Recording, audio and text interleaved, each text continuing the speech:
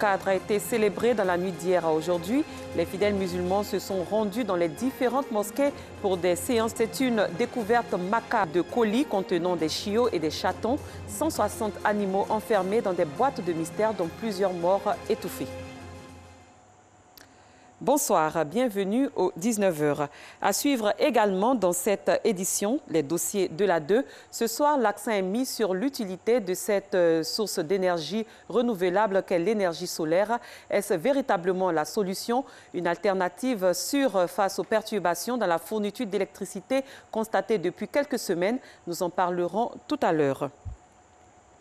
La nuit du destin ou Laylatul Qadr est l'une des nuits de la fin du mois du Ramadan et qui commémore pour les pratiquants de l'islam la nuit où le prophète Mohammed a reçu la révélation du Coran par l'archange Gabriel. Une nuit meilleure que 1000 mois d'adoration selon le Saint-Coran. Au programme, des prières et une lecture du Coran tout au long de la nuit. Elle a été célébrée ici en Côte d'Ivoire dans la nuit de samedi à dimanche dans les différentes mosquées et autres lieux de culte musulmans. Nos reporters nous font part de l'atmosphère qui a régné au cours de cette nuit d'adoration et d'invocation. C'est sans aucun doute la nuit la plus importante pour la communauté musulmane. La nuit du destin a été célébrée dans la ferveur et le recueillement de la commune d'Abobo. À la mosquée Almami Tungara de la gare internationale de la commune, l'imam Diarra a exhorté les fidèles à s'approprier les valeurs du pardon, de l'amour et de la tolérance. Un message appuyé par le médiateur de la République, Adama Tungara, qui était aux côtés des fidèles pour la circonstance. Le message que nous lançons à la population, à soutenir l'action du gouvernement et de faire en sorte que toutes les composantes de nos sociétés s'entendent. Des prières ont également été dites pour le repos de l'âme des plus proches collaborateurs du président de la République, Alassane Ouattara, dont le Premier ministre Ahmed Bakayoko, ancien maire de la commune. L'héritage qu'il nous a laissé, l'image d'Abobo, le visage d'Abobo, donner une joie à Abobo, je crois qu'on ne peut cesser de prier pour lui. Nuit bénie, la Laylatul Qadr est la nuit où les 114 sourates du Saint-Coran ont été révélées aux prophètes de l'islam. Et Dieu les a stockés dans une chambre bien gardée dans les cieux, le ciel le plus proche de la terre, que nous appelons Baytul Izza. Sur 23 années, l'ange Gabriel transmettait fragment par fragment le Coran au prophète Mohammed sallallahu alayhi wa sallam. Invocation, prière. Cette nuit équivaut à 1000 mois d'adoration, soit 83 ans et 4 mois. Dieu dit, si tu as prié aujourd'hui et si tu as gagné ce qu'on cherche, Laylatul Qadr, c'est comme tu as fait 1000 mois d'adoration. Et quand tu regardes 1000 mois d'adoration, c'est déjà, comme on appelle, beaucoup. Outre les prières et bénédictions, le partage et la générosité doivent être les valeurs qui caractérisent les fidèles au cours de cette nuit. C'est un jour de partage, un jour dans lequel on doit faire beaucoup d'offrandes, on doit exhorter les fidèles surtout de poser des actes que l'islam nous demande. Tout le monde qui doit faire ça, pas forcément que ce soit un ministre ou bien des touches, on doit faire sacrifice. La rumeur et ses conséquences, la position de l'islam, thème de cette nuit du destin qui a lieu à quelques jours de la fin du jeûne musulman. Complexe sportif Jesse Jackson.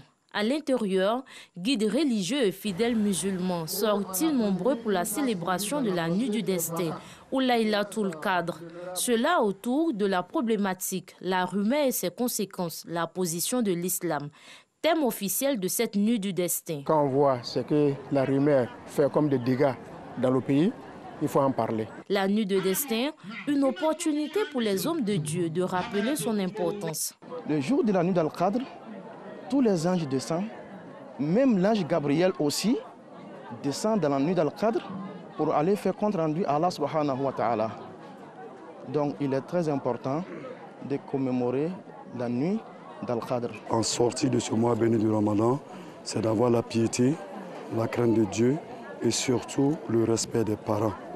Et encore la cohésion sociale et avoir l'amour pour son prochain. La nuit de Laylatul Qadr, marquée par des prières, des bénédictions, des invocations et par la lecture du Saint-Coran, est également une nuit de partage et de solidarité. La petite délégation qui m'accompagne et moi-même, nous sillonnons les plus grandes mosquées de Yopougon pour non seulement suivre les prêches des imams, mais également faire des petits dons et dans la foulée demander aux imams de faire des prières pour son Excellence M. Alassane Ouattara, le président de la République, et également des prières et bénédictions pour l'ensemble de la Côte d'Ivoire afin que ce pays-là continue à vivre dans la paix et la prospérité. À l'entame du mois de Carême, la solidarité a été très agissante et aujourd'hui encore, un geste a été fait pour permettre à la communauté musulmane de Sainte-Mère de mener à bien cette nuit du destin. Tout comme à Yopougon, à Koumassi, les fidèles ont été exhortés à cultiver la paix, la cohésion, le pardon et le respect des aînés. Exhorter tout le monde au repentir, exhorter tout le monde à se rapprocher de plus en plus du Seigneur et surtout rendre grâce au Seigneur qui nous permette de vivre ce temps, ces moments spéciaux, ces moments de purification, d'élévation spirituelle. En tant que fidèle musulman, cette nuit est une grande nuit pour moi parce que comme son nom l'indique, c'est la nuit du destin. Nous venons ici pour dire tout ce que nous voulons chez Dieu. De nombreuses prières ont été adressées à Dieu au cours de cette nuit de pleine spiritualité afin qu'il reflète sur la Côte d'Ivoire sa grâce et sa miséricorde. Le jeudi 6 mai dernier, une parturiente a perdu la vie à la suite de son évacuation vers une clinique après des soins au CHR d'Adzopé. Un décès qui a occasionné multiples interprétations sur les réseaux sociaux. Pour s'imprégner de la situation et dans l'optique d'une résolution durable, le ministre de la Santé, de l'Hygiène publique et de la couverture maladie universelle s'est rendu à Adzopé afin de rencontrer les parents éplorés. Le ministre Pierre Ngou Demba a adressé un message de compassion et a lancé un appel au calme à l'endroit de la communauté endeuillée avant de rassurer quant aux enquêtes qui vont être menées pour situer les responsabilités. Nous y reviendrons plus amplement dans nos prochaines éditions. Hors de nos frontières, à Zhengdu, dans le sud-ouest de la Chine, la passion de certains jeunes Chinois pour les boîtes mystères a conduit cette semaine à une découverte macabre. 160 animaux enfermés dans des colis, dont plusieurs morts étouffés. Les colis ont été trouvés par des bénévoles du refuge animalier local Azija dans la fourgonnette d'une société de logistique. La découverte a fait scandale sur les réseaux sociaux en Chine, où la livraison d'animaux par colis est interdite. Nous Sangaré, Georgette Ido. Découverte macabre en Chine. Des chiots et des chatons à l'agonie dans les colis. 160 animaux de moins de 3 mois, suffocants ou morts asphyxiés. Le pays connaît un engouement pour les boîtes mystères. Le principe, acheter en ligne un cadeau dont on ignore le contenu. Des pochettes surprises qui posent problème s'agissant d'animaux vivants. En Chine, ce type de livraison par colis est interdit par la loi. À présent, les dossiers de la 2.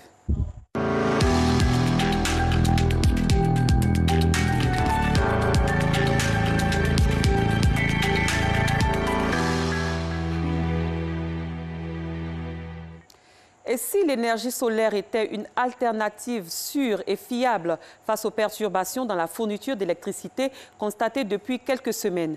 Elle dépend directement du soleil et à l'instar des autres sources d'énergie renouvelables, elle a l'avantage d'être propre et de ne pas dégager de gaz à effet de serre. Mieux, l'énergie solaire est la source de la plupart des autres énergies renouvelables ainsi que des hydrocarbures fossiles. Pourrait-elle donc représenter la panacée face au délestage récurrent? Pourquoi la Côte d'Ivoire n'exploite-t-elle pas son potentiel d'ensoleillement? L'énergie solaire, la solution, c'est le titre du dossier de ce soir proposé par Antoine Bassa. Assis à même le sol, le cahier sur leurs jambes, des téléphones portables en main, Olivia et Bamba, plongés dans le noir, tentent de retrouver les mots inscrits dans leur cahier de cours. On présente le tableau de signes. Olivia et Bamba sont respectivement en classe de seconde et de 5e. Ils vivent ici, dans ce quartier d'Abobo avec leur grand-mère. En cas de coupure de courant comme ce soir, c'est à l'aide de la torche de leur téléphone portable qu'ils révisent. Une situation difficile pour ces élèves. Vraiment, c'est compliqué. C'est difficile, mais on n'y peut rien. Ces dernières semaines, des perturbations dans la fourniture de l'électricité sont observées à Abidjan et dans certaines localités de l'intérieur du pays. Des coupures que Dame Marie Solé, la grand-mère d'Olivier et de Bamba, n'oubliera pas de sitôt. J'ai mes 3 frigos avec lesquels je me débrouille, je livre la glace. Et par rapport aux coupures de courant, il y a les deux là qui sont touchés. Et je ne peux plus rien faire avec les deux autres là. À Bobo derrière Rail, Auguste Kwasi et son épouse Françoise sont à leur poste ce soir. Propriétaires de ce restaurant, ils ont eux aussi payé les frais de ces délestages. Habituellement, on arrivait à vendre 4 à 5 casiers par jour, mais depuis ce temps-là, que le courant nous fait ses tours, on n'arrive plus à honorer notre clientèle. Déficit de production, retard dans l'exécution ou perte de certaines commandes. Les coupures d'électricité constituent indéniablement un frein pour le bon fonctionnement des entreprises et commerces. Et comme Dame Marie Solé et Auguste Kwasi, ils sont nombreux, celles et ceux qui en ont payé un lot tribut. C'est le cas de Kwame, jeune propriétaire d'une ferme spécialisée dans l'élevage du poulet, située dans la commune de Bingerville. Ça a été très difficile pour moi. Les chats viennent les manger. Quand ils s'entassent aussi, il y a des morts. En tout cas, c'est très difficile.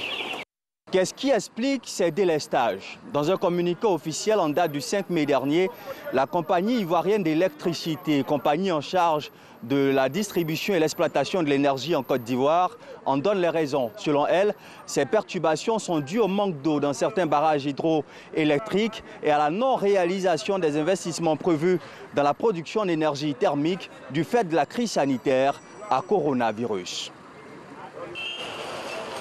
Pourtant, la Côte d'Ivoire vend son électricité à plusieurs pays de la sous-région.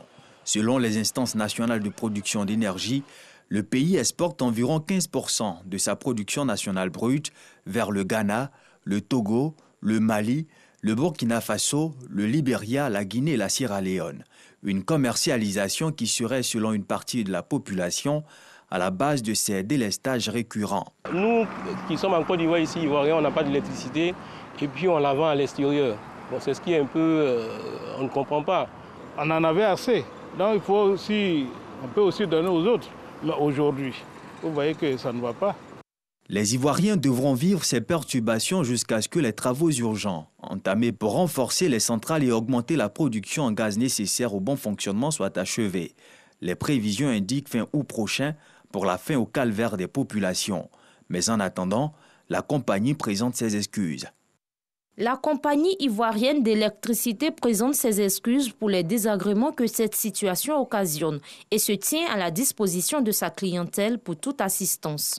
Comment arriver à garantir une fourniture sans interruption en énergie? Pourquoi la Côte d'Ivoire n'exploite-t-elle pas son potentiel d'ensoleillement en implémentant l'énergie solaire? En tout cas, pour David Hachi, directeur de société et président de l'Association des professionnels des énergies renouvelables de Côte d'Ivoire, l'énergie solaire est une autre source fiable d'électricité que le... De voir qu'il y a une pénurie d'électricité parce qu'il ne pleut pas, c'est pour présager l'avenir. Le pétrole va finir. Le soleil, il y en a tous les jours. L'énergie solaire. Sourabia Taïrou y croit lui aussi. Technicien du domaine, il en a déjà installé dans plusieurs foyers. Nous le retrouvons ce matin à Anani, chez l'une de ses clientes, à quelques kilomètres de Grand Bassam. Ces visites d'entretien, le technicien les effectue tous les trimestres ou après chaque forte pluie pour s'assurer que l'ensemble du matériel est bien fonctionnel. Forage, réfrigérateur, télévision, ventilateur. Ici, chez Mariam Sissé, tout fonctionne à l'énergie solaire. Je ne me plains pas en tout cas. Même pendant que d'autres n'ont pas de courant, la dernière fois, mon frère m'a appelé. Il m'a dit que depuis 3 h du matin, le courant est coupé chez moi. Il dit, moi, je n'ai pas ce problème-là, moi, je n'ai pas ce souci, moi, je suis là, tranquille, j'ai mon courant. Si tu veux, tu viens ou bien tu installes ton énergie et puis voilà. 4 kW par jour, c'est la consommation en énergie de Mariam. Pour y arriver, Taïrou a dû installer 4 batteries de 170 ampères chacune, alimentées par 4 panneaux solaires installés sur le toit de la maison. Mais l'énergie solaire, comment ça marche? 3 éléments sont nécessaires. Des panneaux solaires, un onduleur et un compteur. Ces 3 éléments permettent de récupérer l'énergie transmise par le soleil, de la transformer en électricité, puis de la distribuer à l'ensemble des clients connectés au réseau. Les panneaux solaires convertissent directement la lumière en courant électrique continu, l'onduleur, compatible avec le réseau, le compteur mesure la quantité d'énergie. L'énergie solaire est l'énergie de demain, l'énergie du futur. du pays, présentait un potentiel de 5,20. Technologie Côte d'Ivoire, ce mouvement. En octobre 2012 et en juillet 2013, les États membres de la CEDEAO, dont la Côte d'Ivoire, ont adopté la politique des énergies renouvelables de la CEDEAO et la politique en matière d'efficacité énergétique de la CEDEAO. Objectif de ces projets, développer des plans d'action nationaux en matière d'énergie renouvelable afin d'assurer une autonomie énergétique. Mais depuis, les lignes n'ont pas véritablement bougé. Investir dans toutes les énergies renouvelables est fourniture aux consommateurs, ce au vu des perturbations enregistrées ces derniers jours qui ont causé d'énormes désagréments dans les ménages ivoiriens. Pour l'heure, la part de l'énergie solaire dans le mix énergétique atteint à peine les 5%. L'énergie thermique est lui à 70% et 25% pour l'hydraulique. Énergie solaire, la solution, c'était les dossiers de la 2 proposés par Antoine Bassa. Cette édition est à son terme. Merci de votre fidélité. Très bonne soirée. À très bientôt.